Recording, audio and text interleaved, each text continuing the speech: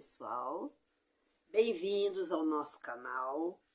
De novo a gente aqui conversando sobre coisas muito interessantes e fundamentalmente assim, desde o começo dos nossos vídeos, a gente tem trazido a insistência no quanto é importante o conhecimento e com o conhecimento o nosso autogerenciamento, autocuidado, né? Então isso vem vindo e eu venho lendo e vendo, preparando os vídeos, assim, eu fico muito apaixonada pelo assunto, porque quanto mais a gente souber, melhor a gente vai se cuidar.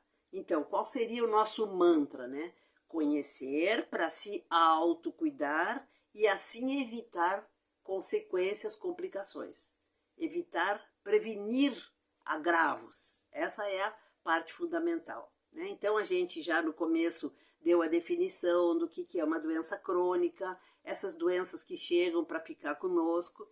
E no vídeo anterior, um assunto muito interessante, porque desde o começo nós tínhamos visto que a medicina é uma coisa maravilhosa, a saúde, a vida é uma complexidade de situações que não tem como a gente abordar uma sem que entre em outras todas nesse quesito, né?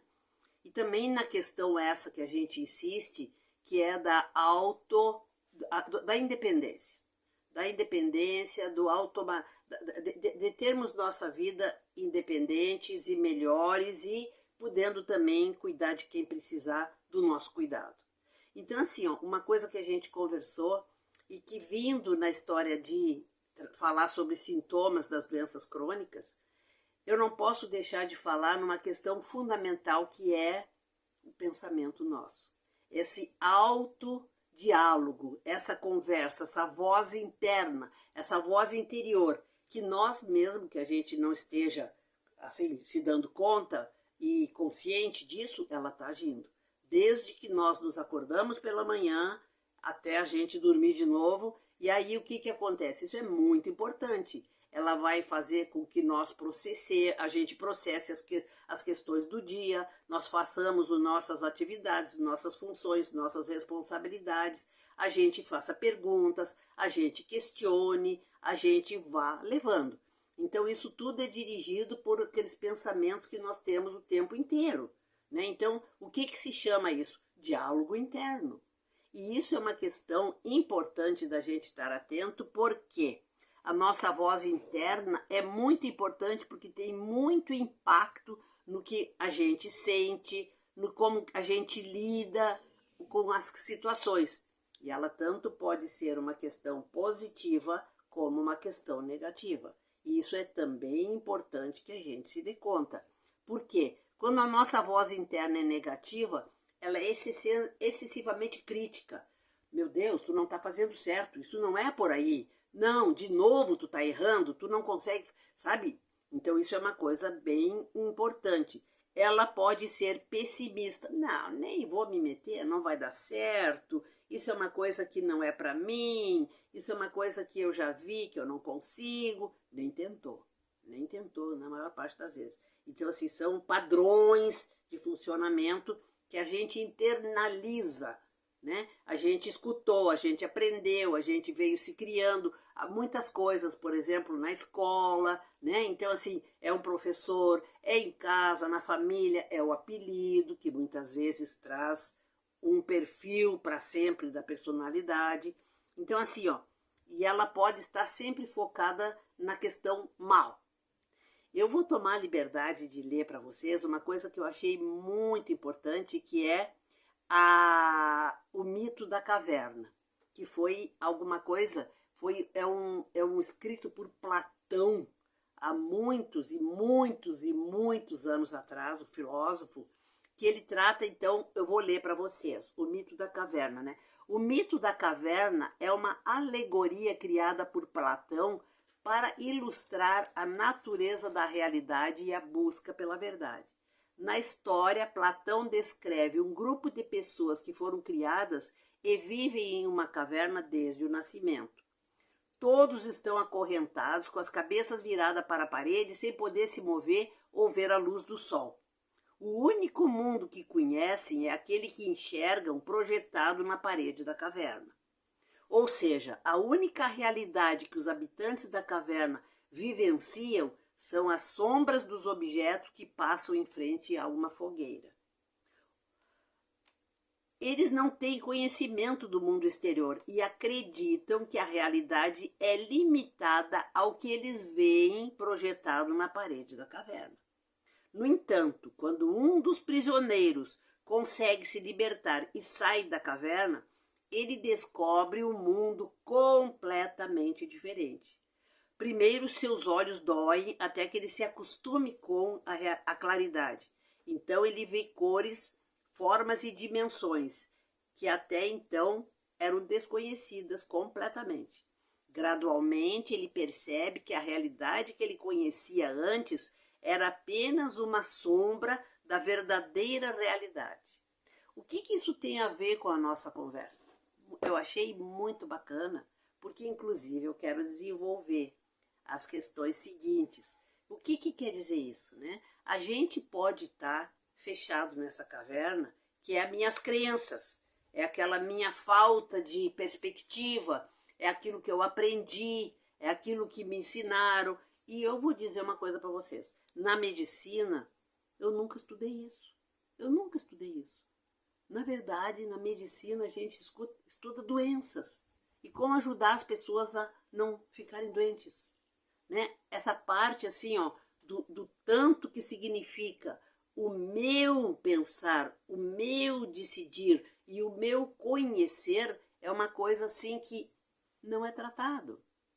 Então, eu acho muito, muito, muito importante, e essa questão que eu gostaria que nesse nosso canal continuássemos a ver a questão do poder do nosso pensamento, da nossa proposta de modificar e, fundamentalmente, da curiosidade da gente conhecer.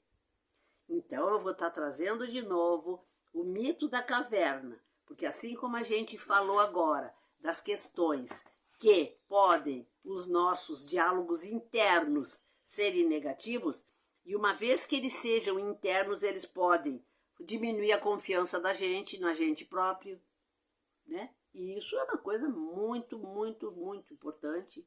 A gente não tem confiança, eu não vou conseguir, eu não posso ir, não é para mim, eu não consigo fazer. Isso é o diálogo interno. E aí, assim, ó, impede você de atingir o seu potencial. Quanta gente que fica deslumbrada, que eu não sabia que eu podia, eu não sabia que eu conseguia. Por exemplo, eu tenho um grupo que eu formei como há muitos anos atrás, tem quase 40 anos esse grupo, e hoje eu continuo como voluntária no meu grupo, que se chama Viva a Vida. Grupo da Longevidade Viva a Vida. É um grupo de convivência de idosos. E aí, assim, ó, nós tivemos, dentro dos projetos que a gente vem fazendo com o grupo, nós tivemos uma parte que é de canto e voz. E eu acho maravilhoso os depoimentos, porque agora, inclusive, deste projeto, nasceu um livro, que nós já vamos ter logo, já está para ser editado, que se chama A Vida Online do Viva a Vida, que foi o que precisamos fazer durante a pandemia, uma vez que não podíamos ter os contatos presenciais. Então, assim, ó, os depoimentos, porque uma das propostas do projeto, e tivemos contratado um professor, um oficineiro, fazia as aulas de canto e de voz.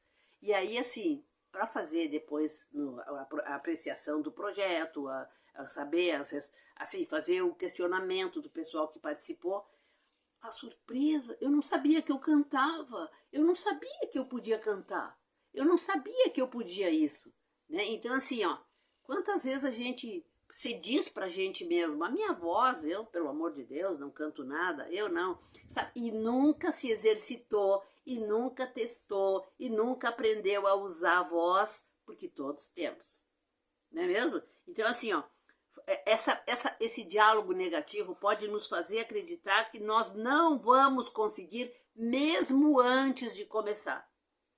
E aí, assim, ó, dicas para parar o diálogo negativo, a gente vai fazer um outro vídeo. Aí nós vamos estar dando as dicas de como parar isso. E eu também já tive conversando com uma amiga minha, uma enfermeira, que inclusive escreve comigo os 2 livros que nós já temos. Um deles é, os 2, sobre esse grupo da longevidade. E aí, assim, ó, o poder do abraço, né? Então, assim, a questão é essa da quantidade de hormônios e o que os hormônios fazem no corpo da gente. Rapidamente, assim, só para terminar, com relação a isso, aí mudando de assunto, mas não sendo mudando de assunto, porque a gente é uma farmácia interna, nós temos essa farmácia, temos que aprender a acessá-la. Então, assim, lá em Porto Alegre, volta e meia no mercado público, no mercado central, que é no centro histórico da cidade, tem o pessoal da religião afro. E aí, uma ocasião, eu cheguei lá para comprar, que eu sempre que vou para Porto Alegre, é um dos passeios que eu gosto de fazer, eu vou fazer compra lá, eu gosto de curtir a história, né? E aquele tipo de loja, de venda, de povo que tem lá e tal. E aí tinha uma senhora dessas, senhora mãe de santo, com o pessoal na volta ali, e ela tinha uma fila de gente que eu fiquei curiosa de saber o que era aquilo que estava acontecendo. Não, aí me disseram, era a senhora fulano de tal, uma entidade X, e ela estava abraçando. Eu entrei na fila do abraço. Eu saí transformada. Aquela senhora, eu me abracei naquela mulher e foi uma coisa assim que me deixou leve, que me deixou assim abençoada. Eu me senti assim. Então assim, é muito bonito isso. E nós vamos ter, eu vou convidar a Sandra, que já trabalhou com o meu grupo, com a questão do poder do abraço. Não é mistura de coisas, mas é mistura de coisas porque saúde implica nisso tudo. Tá certo? Então, se vocês gostam da nossa conversa aqui, se gostam desses diálogos, vamos compartilhar. Você se inscreva no canal. À medida que você se inscreve, é só eu fazer o outro, vocês já estão avisados que saiu outro vídeo. Compartilhe com os amigos, com os vizinhos, com o pessoal em casa. Conta para a mãe, conta para o pai, conta para a avó. Faz a avó escutar. Tá certo? Um beijo, pessoal. E a gente se vê então nesse nosso próximo vídeo, que vamos continuar sobre o mito da caverna e como é que as coisas podem ser quando a gente sai da caverna e nós podemos sair. E a maravilha que tem lá fora. Passo a passo, sempre. Sempre, sempre, sempre nessa pegada de devagarzinho nós vamos indo. Um beijo. Tchau, pessoal.